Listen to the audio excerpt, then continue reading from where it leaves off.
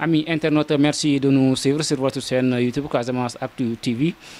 Vous êtes dans votre émission La Casamance et ses valeurs. Aujourd'hui, nous allons parler du livre intitulé Le conflit Casamancé, un livre qui aujourd'hui Ismaël Sène a écrit et a fait un focus sur l'assistance aux victimes des mines liées au conflit. Alors pour en parler, nous avons l'immense plaisir de lui recevoir pour apporter des éclaircissements sur ce livre et aussi de faire un appel pressant à l'endroit des acteurs qui sont aujourd'hui impliqués dans la lutte, surtout pour la paix en Casamance.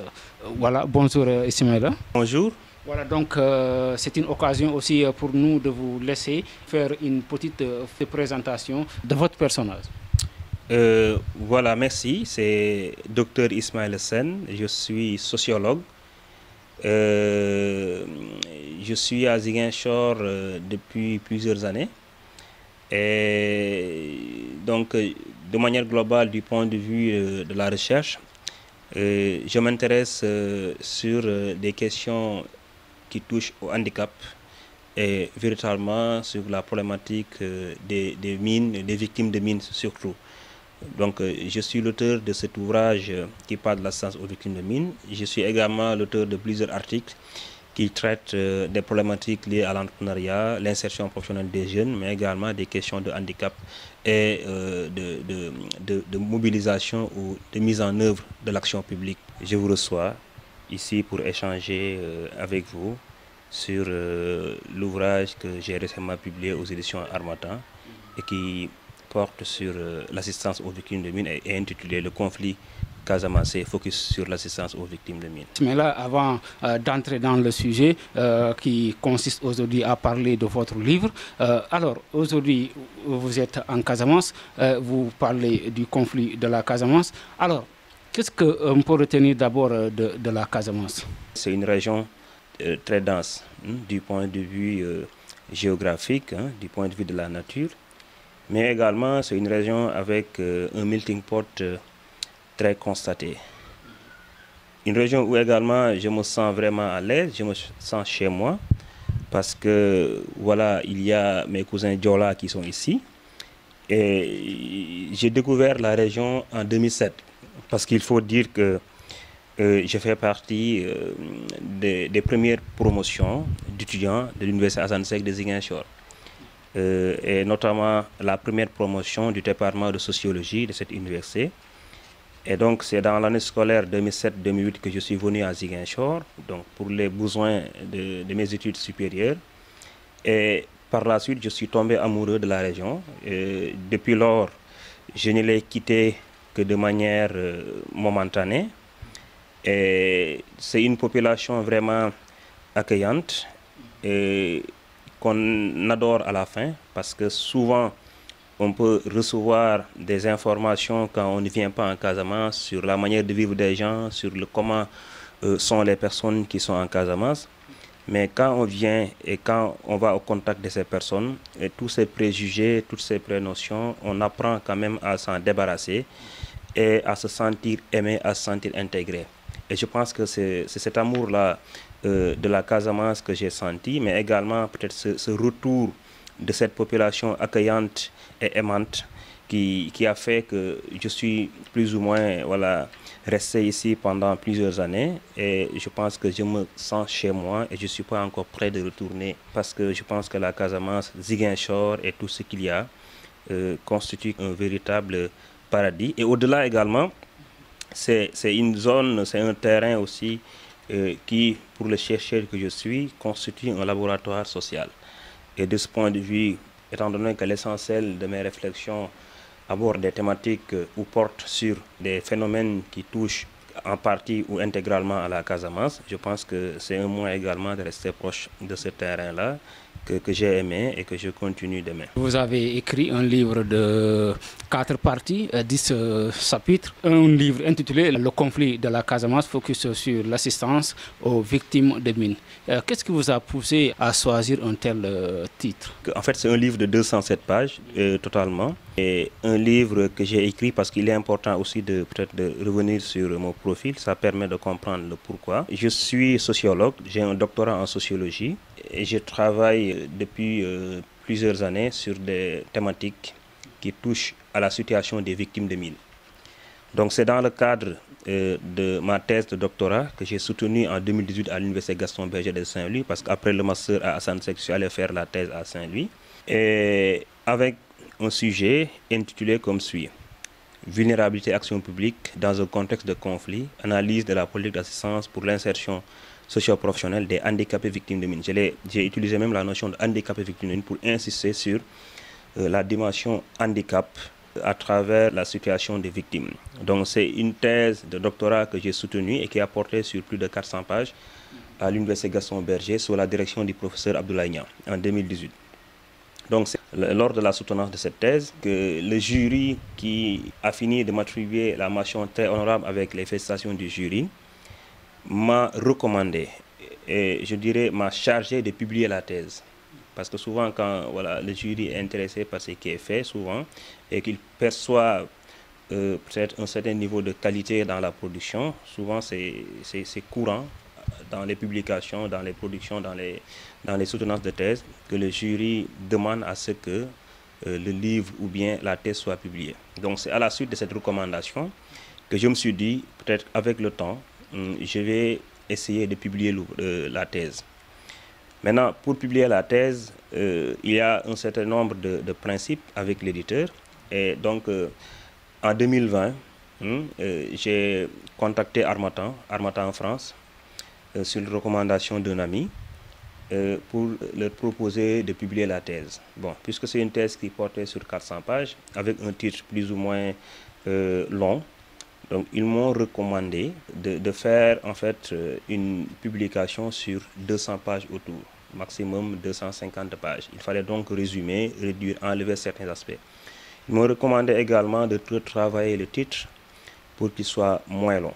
Et étant donné que ce que je voulais mettre en exergue à travers cette thèse que j'ai fini de publier donc à travers cet ouvrage, c'est la question de la vulnérabilité des victimes de mines et la question de l'assistance aux victimes. Une assistance qui est développée par les autorités, mais également par plusieurs acteurs non gouvernementaux. Et aussi insister sur le contexte en fait, d'émergence de la problématique des mines. Et de ce point de vue, pour prendre en compte ces différentes préoccupations, donc j'ai pris en fait l'initiative d'intituler l'ouvrage « Le conflit casamançais, focus sur l'assistance aux victimes de mines ». Parce que l'intérêt, c'est d'aborder la problématique de l'assistance, mais également d'interroger le contexte d'émergence de la problématique des mines, et à travers donc le conflit qui a été générateur de plusieurs phénomènes, parmi lesquels on peut avoir la situation des mines, et qui a provoqué un certain nombre de vulnérabilités. Lequel niveau de vulnérabilité a été donc à l'origine d'un intérêt, d'une attention de l'action des politiques publiques pour les victimes, une attention qui a débouché sur la mise en œuvre en fait, de plusieurs initiatives allant dans le sens d'améliorer le bien-être des victimes, donc à travers l'assistance aux victimes de mines. Donc c'est le contexte, en fait, la situation qui est à la base de la production de cet ouvrage. Dans sa première partie, vous avez parlé de problématiques liées à la recherche. Je ne me définis pas comme écrivain, mais comme chercheur, parce que il est important, parce que souvent quand on fait une recherche, ce n'est pas notre avis en fait qu'on donne. C'est un avis scientifique qui part d'éléments de terrain. Et en sociologie, ce que nous, on apprend aux étudiants, c'est que la problématique sociale, le phénomène sociologique, le fait social, il est conquis sur les préjugés, il est construit et constaté sur le terrain. La conquête, donc, c'est de se débarrasser de tout ce qui est préjugé, de tout ce qui n'est pas connaissance scientifique. Et par la suite, on est dans la construction. Donc, avant d'aller dans le fond en fait, des informations du sujet, j'ai voulu donc retracer le processus de construction de l'objet d'étude qui touche à la problématique de l'assistance aux victimes. Et de ce point de vue, dans le chapitre 1 de la première partie, j'ai essayé de revenir sur le contexte de l'étude, le contexte politique et historique, le contexte marqué d'une part par la crise politique, mais également au plan international et national et local, par l'émergence de la problématique des mines en raison de la multiplication des conflits qui sont notés. Et par la suite, voilà, j'ai voulu essayer de décliner la problématique de recherche et aussi l'intérêt du sujet. Une problématique que j'ai déclinée à partir déjà d'un constat, parce que quand j'ai rappelé le contexte de l'étude, j'ai rappelé que l'État du Sénégal, conformément aux orientations de la Convention d'Ottawa, que l'État a ratifié, avait adopté un plan national d'appui aux victimes de mines. Et à travers ce plan, donc, on peut noter l'existence d'une politique publique d'assistance aux victimes. Donc, malgré donc, les différents efforts qui ont été entrepris, on peut parler de la création du CANAMS, on peut parler également voilà, de l'implication de plusieurs acteurs. Malgré donc, ces différents efforts, la problématique des mines est restée. Et avec certains constats qui évoquent la délicatesse de la situation des victimes des mines. Et donc, à partir de ces constats, j'ai voulu essayer de comprendre pourquoi, malgré tous ces efforts, la problématique des mines reste d'actualité et la souffrance ou la délicatesse de la situation des victimes constitue un phénomène récurrent. Donc, en partant de ce constat-là, j'ai voulu essayer de comprendre à travers donc, la problématique qu'est-ce qui pourrait expliquer cela. Et de ce point de vue, au-delà donc de ce constat scientifique, la mobilisation de ces recherches aussi a été encouragée par le fait que, du point de vue de la littérature, il n'y a pas beaucoup d'écrits qui ont interrogé en fait, la problématique des mines de manière globale et la question de l'assistance aux victimes de mines. Et de plus, voilà, on se rend compte que l'essentiel des productions qui ont été faites sur la question ont été assurées par des acteurs impliqués en fait, dans l'assistance, qui ont essayé de faire des évaluations plus ou moins globales des initiatives mises en œuvre par eux-mêmes. Et donc, il y a manqué donc peut-être un regard sociologique, je dirais même un regard scientifique sur la question. Et donc, fort de ces constats, d'une part, de la contradiction entre les initiatives mises en œuvre et le résultat sur le terrain, mais également de l'insuffisance de la littérature, donc scientifique sur la question, je me suis dit qu'il serait important donc d'aborder la problématique pour bien permettre donc de comprendre davantage ce qui est à la base, mais aussi de diversifier en fait la production scientifique sur la Casamance, parce qu'il faut dire qu'il y a beaucoup d'écrits sur la Casamance, mais rares sont les écrits qui ont porté sur la question des victimes.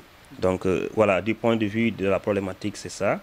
Et la méthodologie étant donc une phase importante dans la conduite d'une recherche, nous avons utilisé une méthodologie mixte, alliant approche quantitative et approche qualitative.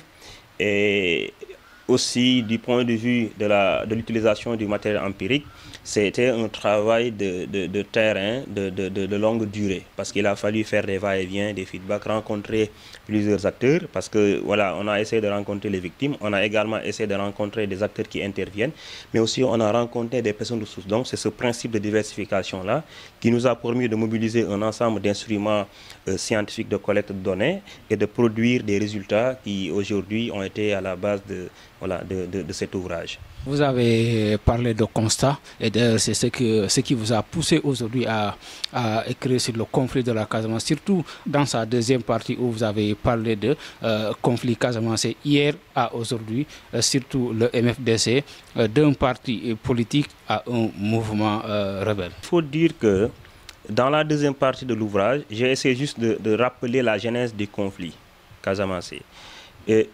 Une genèse qui a été faite à travers l'exploitation d'écrits. Il n'y a pas eu de prise de position. Il s'agit juste de faire une revue de la littérature sur la question. Je pourrais parler de revue de la littérature de ce point de vue. Parce qu'il est important, puisqu'on aborde une problématique qui est directement ou indirectement liée au conflit, il serait donc important, dans une démarche rigoureuse, d'expliquer en fait le contexte qui est à la base de la problématique des mines. Donc les mines étant la conséquence du conflit casamançais, donc nous avons essayé de mobiliser plusieurs travaux pour retracer la genèse du conflit, en citant des auteurs tels que le professeur Paul Diédiou, que vous connaissez sûrement, Manga, Claude Marou, et des thèses également qui ont été développées par des historiens et qui reviennent sur les différentes raisons qui ont été à la base du soulèvement. Et le soulèvement étant porté par un mouvement qui s'appelle le MFDC, qui à la base, comme l'ont rappelé plusieurs écrits, était un mouvement politique. Dans le contexte du Sénégal, disons, post-indépendant, un mouvement également qui a eu à cheminer avec des politiciens comme Senghor et autres, pour revendiquer politiquement et peut-être dans le cadre en fait, de la relation avec les autres partis politiques, une meilleure prise en compte des besoins des populations locales. Donc c'est à partir de 1982 que effectivement le MFDC, donc maintenant il faut dire que ce MFDC politique qui à la base était un mouvement politique, à un moment de sa vie a paru de l'échiquier politique parce qu'il y a eu une fusion avec le parti de Senghor. Et à la suite donc de cette fusion, le MFDC n'a pas existé jusqu'en 1982 où des personnes voulant revendiquer l'autonomie, l'indépendance de la Casamance ont entrepris donc de reprendre le nom du mouvement. Donc ce n'est pas le même MFDC, mais c'est le même nom et c'est le même en fait, mouvement qui hier était un parti politique et aujourd'hui devenu un mouvement de revendication indépendante. Donc ce sont ces éléments-là que je fais ressortir à travers donc, ce chapitre qui aborde l'évolution peut-être du mouvement. Mais il faut dire quand même qu'une recension d'écrit sur la question, le mouvement et sur le conflit que j'ai voulu présenter dans cette partie. Et dans cette même partie, j'ai abordé également les théories explicatives du conflit casamancé.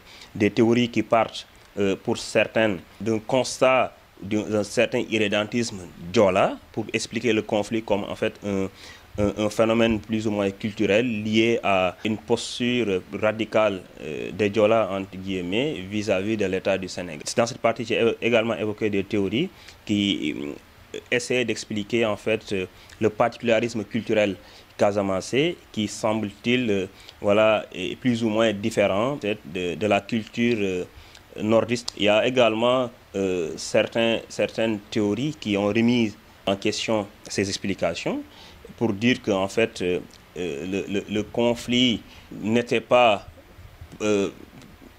obligatoirement un conflit ethnique, que c'est un conflit qui constitue peut-être la somme de plusieurs acteurs qu'il ne faudrait pas seulement limité à la problématique ethnique ou culturaliste. À un moment également, j'ai, sur la base des écrits que j'ai pu consulter, essayé de faire une analyse critique de la stratégie de gestion qui a été appliquée au conflit. Et une stratégie que j'ai essayé d'analyser à travers 3 phases. Une phase où on pourrait parler d'une option militaire. J'utilise la notion de tout sécuritaire que j'ai empruntée au professeur Noah Cissé. Et l'État qui avait décidé donc de réprimer la rébellion à partir de 1982. Par la suite, avec l'arrivée de Abdoulaye Wade, une stratégie axée sur la négociation, une négociation avec également beaucoup de remous sur fond peut-être de financement de fractions opposées. Et après, donc, avec l'ère de Macky Sall, qui est marquée par une sorte d'internationalisation de la gestion du conflit, une gestion qui a été désormais confiée à des ONG telles que la communauté Saint-Egidio, mais également le dialogue humanitaire, qui sont des ONG qui ont été sollicitées plus ou moins, disons, par l'État pour servir de facilitateur. Donc une approche également qui était en contradiction avec ce que l'État sous Wade et même sous Diouf n'a pas toujours voulu. Parce qu'au-delà également de la question du conflit, les gens ont voulu ne pas internationaliser sa gestion, mais avec l'arrivée de Macky Sall au pouvoir, il y a eu ces efforts-là d'internationalisation à travers l'implication des acteurs que je viens de citer. Donc c'est globalement cette analyse que j'ai essayé de proposer et qui, après donc avoir expliqué les différentes initiatives, a voulu également être critique pour identifier les différents obstacles à une pacification définitive. Et dans l'analyse de ces obstacles-là, j'ai cité des travaux de Babacar Justin Ndiaye qui a remis en question aussi l'intérêt d'impliquer des médiateurs internationaux. J'ai également peut-être repris des théories qui remettent aussi en question, comment dirais-je, les efforts qui ont été entrepris dans le cadre de cette pacification. Et parmi peut-être ces théories, je peux citer également certains arguments qui ont pensé qu'à un moment, l'État, plus ou moins, en voulant diviser le mouvement, a contribué à créer plusieurs fractions en rendant difficile aussi la communication. La position de la Gambie a souvent été considérée comme un élément aussi, je ne dirais pas déclencheur, mais en tout cas un obstacle à une pacification, parce que souvent, historiquement, la Gambie n'a pas joué franc jeu, surtout sous Yaya Jammeh.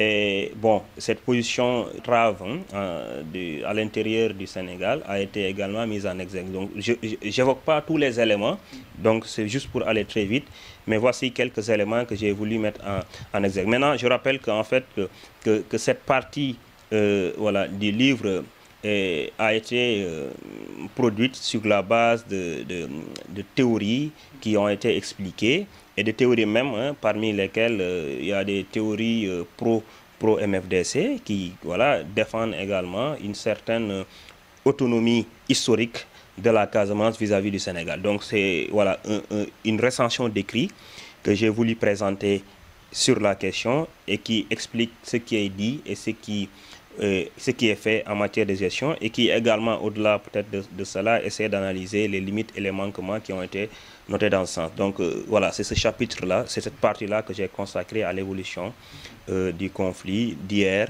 à aujourd'hui, où on note un certain niveau d'accalmie, que un certain Babacar Justin Ndiaye qualifierait d'accalmie précaire, teinté de gros nuages et voilà, de manipulation plus ou moins. Également, dans la troisième partie, vous avez parlé de handicap, mais aussi vulnérabilité liée au conflit, surtout les cas des victimes de mines. Les deux dernières parties s'intéressent aux victimes de mines, parce que l'ouvrage, comme je l'ai dit, ne porte pas fondamentalement sur le conflit, mais sur l'assistance aux victimes de mines. Parce qu'il est important de le rappeler pour éviter aussi voilà, des amalgames.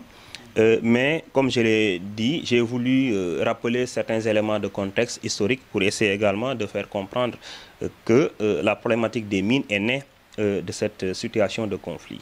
Et donc dans cette troisième partie, où j'aborde la question du handicap comme un élément de vulnérabilité, et je pense que je l'ai intitulé « Handicap et vulnérabilité liée à un conflit », lié au conflit, donc je parle du conflit Casamance, c'est le cas des victimes de mines.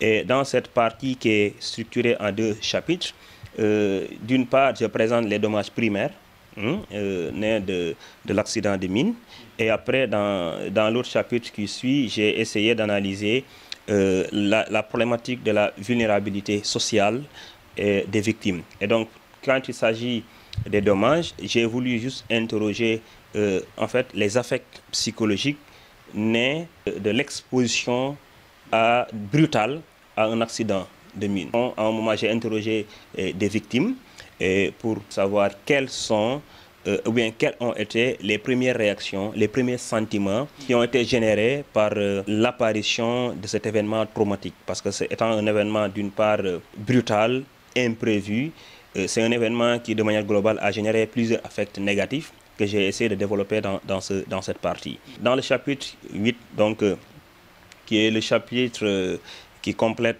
la partie sur la problématique de la vulnérabilité liée aux mines, donc avec le cas des victimes, je reviens sur les préjudices, au-delà des dommages psychologiques, sur les préjudices, en parlant de préjudices lourds et de préjudices plus ou moins légers. Les amputations qui ont eu lieu, la proportion d'amputations de personnes amputées, et des amputations, les formes d'amputation avec des amputations tibiales, des amputations fémorales, des doubles amputations, pour montrer aussi, en fait, qu'au-delà peut-être de l'aspect psychologique, le handicap physique qui est apparu à travers l'accident. J'explique également voilà, les préjudices légers, les brûlures que je considère du point de vue peut-être de l'analyse comme des blessures secondaires, mais qui souvent apparaissent comme des blessures supplémentaires quoi, après avoir constaté des cas d'amputation et autres. Même s'il y a parmi les victimes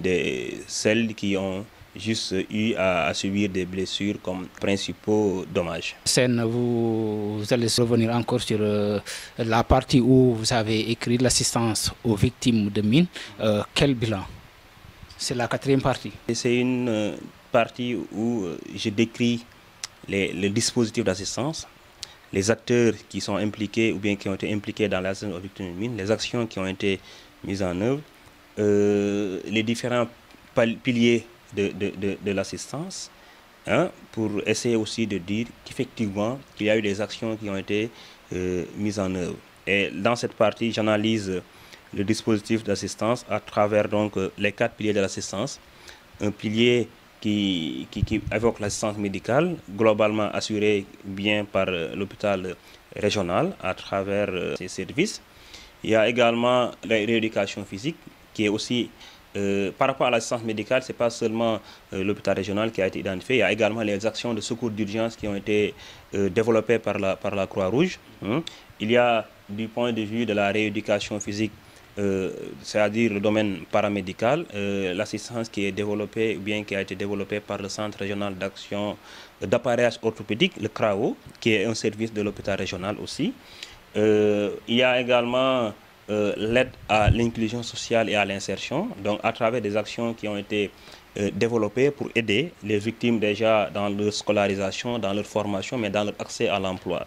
Des actions qui ont été globalement développées par Handicap International, devenu Humanité et Inclusion, des actions qui ont été développées par le CANAMS, c'est le CANAMS en fait qui constitue le principal, disons, intermédiaire et qui est à la base de l'essentiel des actions qui ont été entreprises dans le sens de l'assistance aux victimes, parce que étant le représentant de l'État sur la question, en fait c'est à travers le CANAMS que beaucoup d'acteurs ont pu intervenir. Donc le CANAMS étant dans une logique de faire comme on a compris en fait à travers le terrain. Il y a également l'assistance psychologique qui a été assurée par le Centre académique d'orientation scolaire et professionnelle, qui a été érigé en centre d'écoute avec des psychologues conseillers qui ont été, dans le cadre de l'assistance psychologique, appuyés par les psychiatres du centre psychiatrique de Kenya. Donc voici les différents piliers que nous avons identifiés avec une dizaine d'acteurs. J'ai cité quelques acteurs. Maintenant, en fonction du pilier de l'assistance, c'est-à-dire du secteur, disons, assistentiel, il y a des acteurs qui sont présents et d'autres non, parce que chacun, en fonction de ses orientations et en fonction de ses spécialités et de ses spécificités, intervient sur un volet ou l'autre de l'assistance. Donc c'est globalement le CANAMS qui est l'acteur, disons, que j'appelle l'acteur incontournable, parce que qui constitue le relais entre les victimes et les acteurs qui interviennent. Il y a l'ASVM également, l'Association sénégalaise des victimes de mines, devenue actuellement ISAD. Il y a eu également l'UNICEF, qui a aussi beaucoup travaillé dans l'inclusion scolaire et sociale des victimes. Il y a eu le centre d'orientation. Donc c'est une dizaine d'acteurs. Peut-être que les acteurs que je vais oublier vont pardonner. Il y a ENDA qui est intervenu également dans le cadre de l'assistance aux victimes de mines. Certainement, il y a une partie ou un chapitre qui vous retient de plus, surtout dans l'écriture de cet ouvrage. Avant de revenir à la partie qui m'a le plus marqué, bon, nous, on est dans la recherche, on ne fait pas que dire ce qui est fait.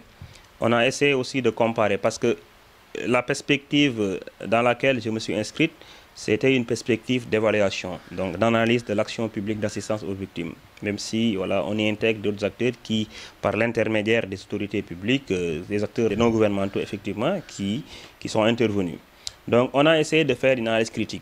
Au-delà d'expliquer ce qui est fait, on a déjà essayé de comparer l'évolution de la situation, et avec un travail d'analyse qui revient aussi sur l'impact de la situation des victimes. On a démontré qu'avant l'accident, parce qu'il faut dire que l'objectif de l'assistance aux victimes à la base était de réussir l'insertion sociale et professionnelle des victimes. Donc les victimes qui, étant des personnes entre guillemets valides, avant de connaître leur accident, et qui ont connu un préjudice physique, social, psychologique et économique, parce que souvent certains se retrouvant dans la précarité et dans le chômage, la majeure partie. Donc il fallait mettre en œuvre des actions pour leur permettre d'assistance, des actions d'assistance pour leur permettre d'améliorer leurs conditions de vie, de retrouver déjà leur mobilité, pour certains de retrouver leur scolarisation, et après également la finalité étant de permettre à ces gens-là de parvenir à développer des activités, à trouver un emploi dans le domaine de l'entrepreneuriat ou bien l'accès à l'emploi salarié pour améliorer leurs conditions de vie, parce qu'on sait que l'emploi constitue un moteur d'inclusion sociale et économique. Donc, sur la base de cette ambition qui a été déjà déclinée et que nous avons essayé de documenter dans l'ouvrage, on a essayé de voir quels sont les résultats. Parce qu'il ne faut pas oublier qu'à la base de la problématique avait constaté des difficultés, des obstacles, des insuffisances sur la base de la littérature. Et on est allé sur le terrain pour constater ce qui est fait, et pour voir pourquoi. Parce que déjà, on a constaté une certaine insatisfaction, disons une certaine inefficacité de l'action d'assistance. Pourquoi? Parce que d'une part, on a comparé le taux d'insertion, le taux d'emploi entre la situation avant l'accident et la situation après. On s'est rendu compte que ça a baissé. Ça se comprend parce qu'en temps, il y a eu des situations d'inactivité liées aux dommages physiques. Mais étant donné que l'action d'assistance avait entrepris de réparer cette situation pour permettre à ces gens de trouver un emploi, donc on s'est rendu compte que les ambitions qui ont été poursuivies n'ont pas été atteintes. Du coup, le taux de chômage est resté très faible et le niveau d'occupation est resté très faible, malgré qu'il y ait plusieurs actions. Parce que je rappelle que actuellement, on a interrogé 108 victimes de mines, parce que notre échantillon s'est limité à la région de Ziguinchor, et 108 victimes de mines sur un total qui ne fait pas 200. Donc, on a eu un échantillon représentatif en utilisant même la table d'estimation de la taille d'un échantillon de Dépolto pour dire que le critère de représentativité a été respecté à tous les niveaux. Et de ce point de vue, sur la base donc de cet échantillon, l'essentiel des victimes qui ont été interrogées ont bénéficié des actions d'assistance. Bon, il y en a qui ont bénéficié, une petite minorité de toutes les actions dans les 4 volets. Il y en a qui ont bénéficié de tel ou tel volet spécifique. Et donc, ce qui a été constaté, c'est que malgré donc ces efforts-là qui ont été entrepris, beaucoup de victimes, malgré donc ces efforts, surtout dans le domaine de l'inclusion sociale et économique, beaucoup de victimes sont restées, ou bien sont retournées au chômage après quelques mois d'activité. Donc, ce qui veut dire qu'à un moment, les initiatives qui ont été développées ont permis aux victimes de commencer des activités. Mais après quelques temps, ces activités-là ont cessé. Pourquoi? Parce que d'une part, on a constaté qu'il n'y a pas eu suffisamment de suivi, parce que c'est les acteurs dans une logique de projet qui viennent développer des projets, qui financent des activités génératrices de revenus et qui se retirent. Et l'absence de suivi et d'éducation peut-être à l'entrepreneuriat fait que les victimes financées ont eu du mal à continuer leur activité. Et l'autre aspect également, un constat qui a été fait, c'est que beaucoup d'activités génératrices de revenus ont été développées dans le domaine du commerce et de l'agriculture. Et on s'est rendu compte que, parce qu'à la base, en interrogeant l'orientation sur ces secteurs-là, les acteurs qui sont intervenus, qui ont accompagné les victimes, nous disaient souvent que c'est des secteurs faciles pour réussir. Parce que ça ne nécessite pas de compétences techniques approfondies, ça ne nécessite pas, selon en fait ces acteurs. Mais la réalité est tout autre. Et on s'est rendu compte qu'il fallait avoir des compétences en gestion d'une AGR, il fallait également avoir des compétences en agriculture pour que l'activité soit viable. Et l'essentiel des victimes de mines qui ont été financées pour développer des activités dans le domaine de l'agriculture ou du commerce ont fait faillite après quelques périodes de mise en œuvre. On en a vu également qui nous ont dit en fait que l'approche qui a été développée ne nous permettait pas de dire ou bien d'être financé dans les secteurs qu'on voulait. On a vu par exemple une victime qui a été amputée d'un pied et qui, selon ces informations, a voulu investir dans la pêche. Parce qu'il avait déjà de l'expérience, il avait des compétences dans le domaine. Mais les gens lui ont fait comprendre que c'est compliqué avec ta situation de handicapé. tu risques de ne pas être en mesure de réussir. Et du coup, ce qu'il a dit, c'est que puisqu'il y avait un financement qui était là, j'ai voulu prendre. Parce que, bon, c'est un financement qui est plus ou moins gratuit. Et donc, si je ne prends pas, quelqu'un d'autre va prendre. Il a été obligé de prendre, mais après, pour investir dans l'agriculture. Et un jour, il s'est réveillé, il a vu que tous les poussins qu'il avait commencé à élever en fait, ont disparu, quoi, sont morts. Et parce qu'il n'avait pas suffisamment de maîtrise technique pour gérer l'activité. Donc, c'est quelques manquements qui ont été constatés et donc qui renseignent sur la nécessité de former, avant de financer, ces acteurs-là dans le domaine de la gestion des AGR, mais également dans le domaine technique. Et malheureusement, bon, la perception qui disait que c'est des activités faciles peut-être pour réussir, c'est confronté à une réalité. L'autre élément et qui réapparaît souvent, même à travers les acteurs qui sont impliqués, c'est l'insuffisance de l'évaluation. Vous voyez donc que nous-mêmes, on est parti de l'absence d'évaluation sur la problématique pour proposer cet ouvrage-là. Et l'insuffisance qui a été notée à ce niveau, c'est qu'il y a eu de rares évaluations, mais des évaluations plus ou moins quantitatives. C'est-à-dire, c'est la logique souvent des projets. Vous avez un projet qui est développé sur 1 an ou 2 ans, vous comptez le nombre de financements, le nombre de jeunes formés. Et puisqu'il n'y a pas de suivi, vous ne savez pas en fait quel est l'impact de ce financement. Est-ce que les jeunes qui ont été financés ont pu développer leur activité, ont pu rendre pérenne leur activité? Est-ce que ces jeunes-là ont pu parvenir à créer de l'emploi supplémentaire? Donc, l'absence d'une évaluation sur le long terme et surtout d'une évaluation qualitative fait que les gens n'ont pas pu redresser en fait à un moment la barre. Et l'autre élément que nous avons constaté également, c'est que sur le terrain, on s'est rendu compte que l'appropriation familiale de certains projets a été un indicateur de succès. Cela a été un moteur de succès. Parce que souvent, vous voyez, quand vous comparez les gens qui ont été financés et qui ont travaillé seuls, aux gens qui ont été financés, aux victimes qui ont été financées et qui ont travaillé avec leur famille, on se rend compte que cette appropriation familiale du projet a favorisé parfois la réussite. Donc, malheureusement, dans l'approche, cette appropriation plus ou moins familiale et même communautaire n'a pas été valorisée. Donc, c'est quelques constats, et pas que, parce qu'il y a beaucoup d'éléments qui sont développés dans cette partie, qui, au niveau de la conclusion, nous ont poussé à parler donc d'insuffisance et d'inefficacité de l'action publique d'assistance aux victimes, malgré, il faut le rappeler, les énormes efforts. Et au-delà également, il y a également la responsabilité des victimes, parce que souvent, beaucoup de victimes étaient dans cette logique assistentielle, en se disant en fait que, bon, en réclamant l'assistance comme un devoir, comme une obligation. Effectivement, peut-être que du point de vue du principe de réparation, ça peut être un devoir, une obligation, mais on ne sent pas beaucoup d'efforts, d'autonomie du côté de certaines victimes. Et je pense que cela a fait également que quand ils ont reçu des financements, quand ils ont reçu des appuis, elles n'ont pas pu s'approprier le projet parce que pensant peut-être que ce type de financement serait régulièrement renouvelé. Donc il n'y a pas eu d'effort d'appropriation de certains projets, il n'y a pas eu également d'effort en fait d'autonomie ou d'autonomisation. Et tous ces facteurs ont expliqué donc que le fait que voilà, l'assistance n'a pas eu à apporter les fruits attendus, même si beaucoup d'efforts, comme je le rappelle, ont été développés dans ce sens. Certainement, quelque chose vous a marqué dans cette partie? Oui, en fait, ce qui m'a le plus marqué, ou bien la partie qui m'a le plus marqué dans l'ouvrage, c'est la partie qui revient sur la vulnérabilité liée à la situation de handicap. Parce que dans cette partie, je vous disais que l'approche qu'on a utilisée, c'est à la fois une diversification donc des outils, l'approche qualitative, l'approche quantitative. Et bon, il y a même la recherche documentaire qui naturellement a été utilisée. Mais avec l'approche qualitative, on n'est pas resté sur des entretiens. Parce que dans cette approche, on a la possibilité de faire des entretiens. On a fait des entretiens semi-directifs. Mais au-delà, on a fait des focus, des récits de vie.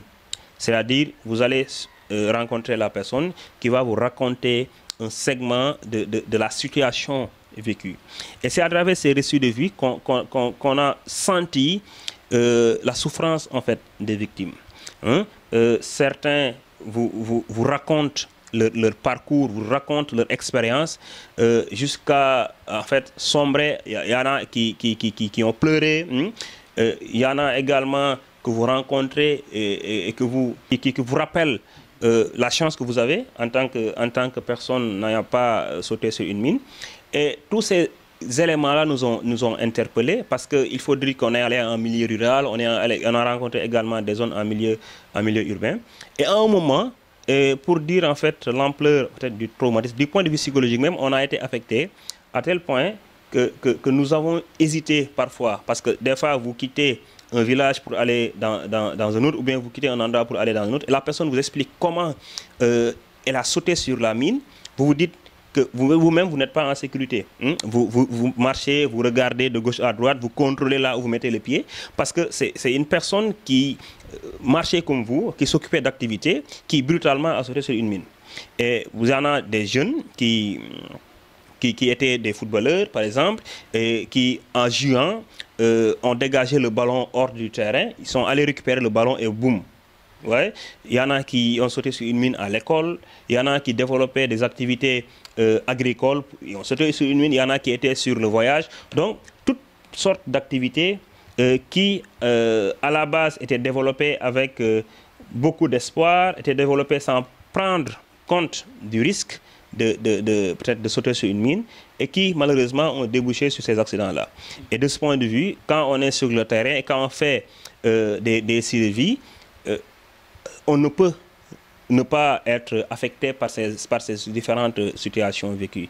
Et donc, c'est des éléments qui ont été à la base donc, de l'intérêt ou bien de la sensibilité même qu'on a eu sur cette partie ou bien sur ce chapitre, quoi. Voilà, Ismaël, nous sommes à terme de notre émission.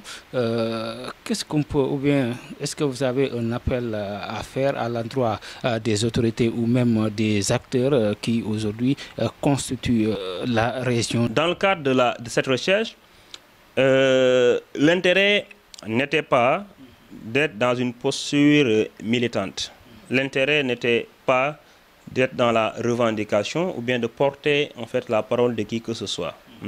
C'est une problématique, une situation qui nous a intrigués, et à un moment, on s'est intéressé à la question pour mieux comprendre. Et l'intérêt donc c'était de comprendre ce qui se passe et de savoir pourquoi il y a eu tant d'efforts, et malgré ces efforts, il y a eu toujours des difficultés. Parce qu'il faut rappeler que, bon, du point de vue professionnel, avant même de faire la thèse et de travailler sur l'ouvrage, j'ai eu à travailler avec des victimes. C'est de là que la sensibilité même sur la situation est née.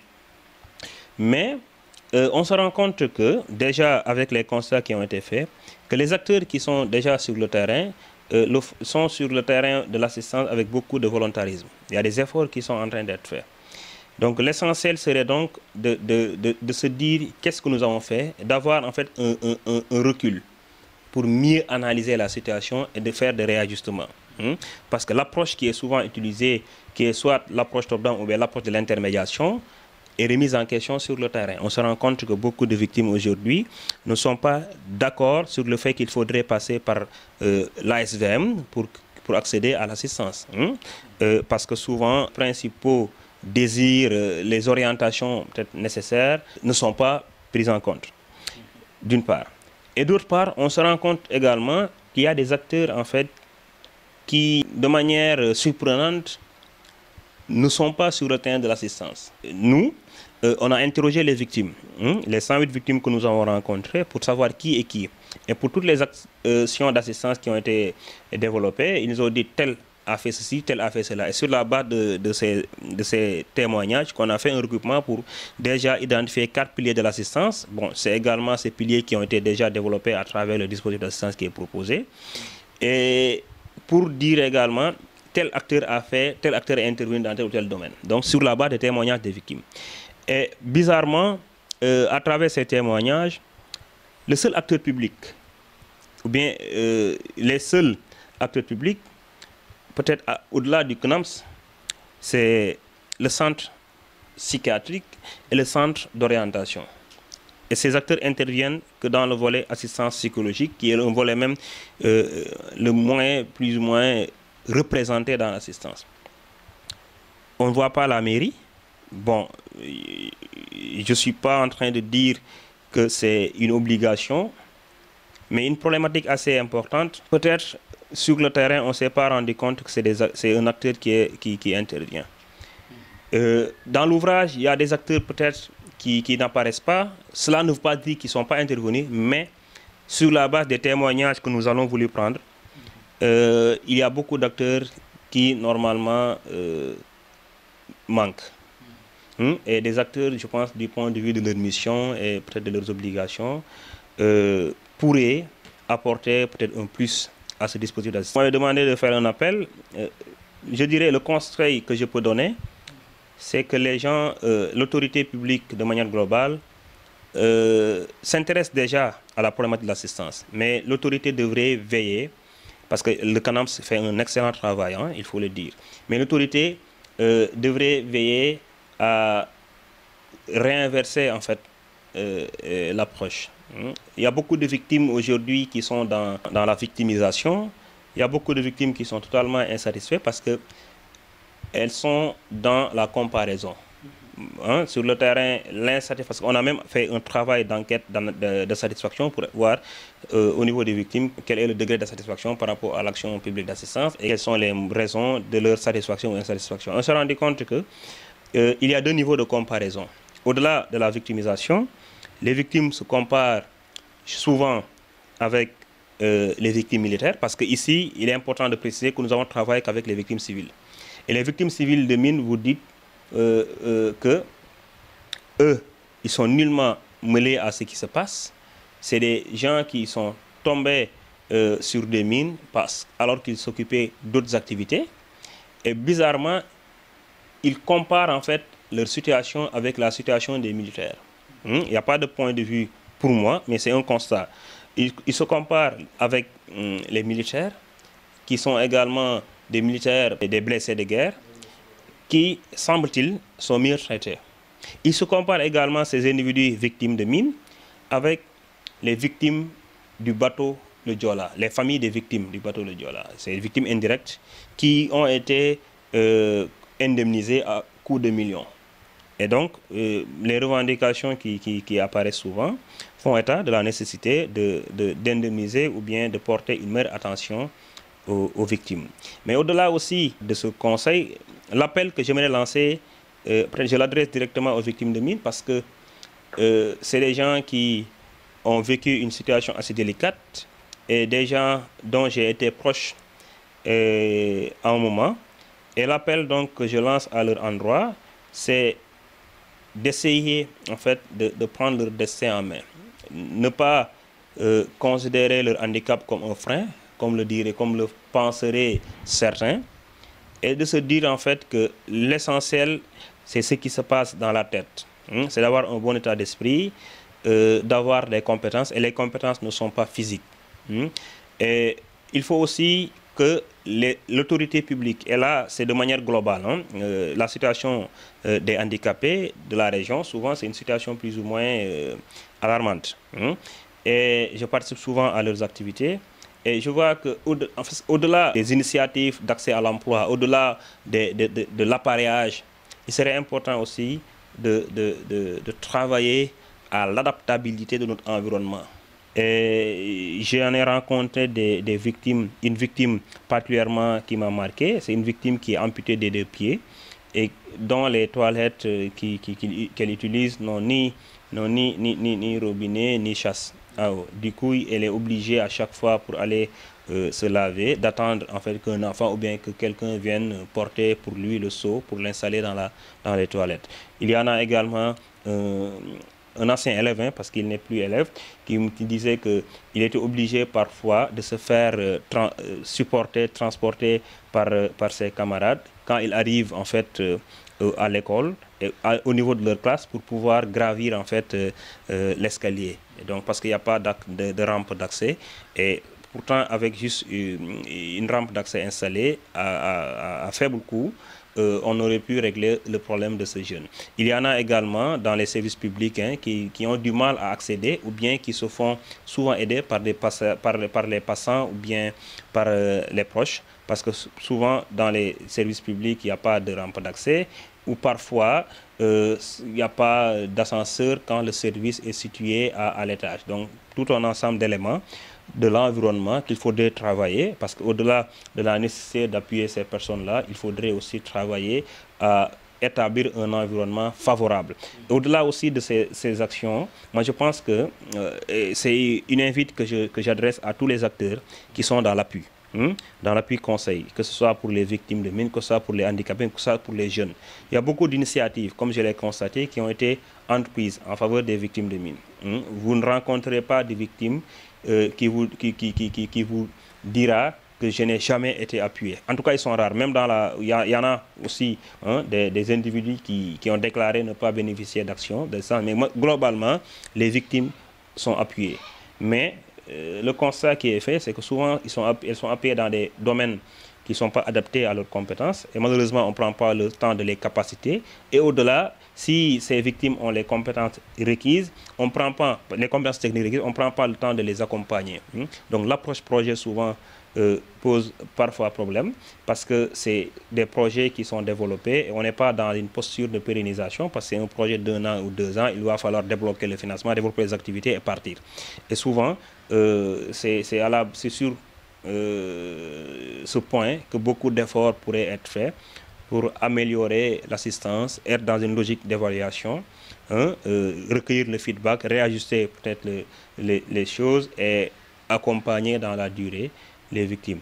Et l'exemple que je peux donner, peut-être il y a quelques activités aussi dans ce sens qui ont été développées par Handicap International à travers un suivi régulier et un suivi des personnes handicapées de manière globale et un suivi qui a porté ses fruits. Malheureusement, bon, c'est quelques proportions d'activités dans ce sens si on compare les cas de réussite avec les cas d'échec ou bien la proportion de personnes handicapées de la région et du Sénégal. Mais la scène Casamance Actu vous remercie. C'est moi qui vous remercie. Merci d'avoir participé à la vulgarisation de l'ouvrage. Et je reste à votre disposition pour d'éventuelles clarifications. Donc je tiens aussi à dire que c'est un ouvrage qui s'intéresse particulièrement à l'assistance aux victimes de mines. Et il y a certains points qui ont été abordés. C'est un ouvrage de 200 et quelques pages. Tout n'a pas été dit. Peut-être qu'il y a des acteurs qui se retrouveront dedans, d'autres non.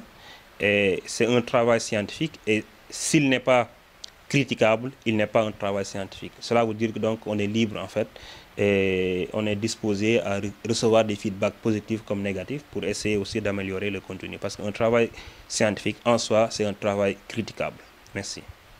Merci également à vous, amis internautes. C'est tout pour votre émission La Casamance et ses valeurs. Merci également à Seynabou Sané pour ces images et le montage.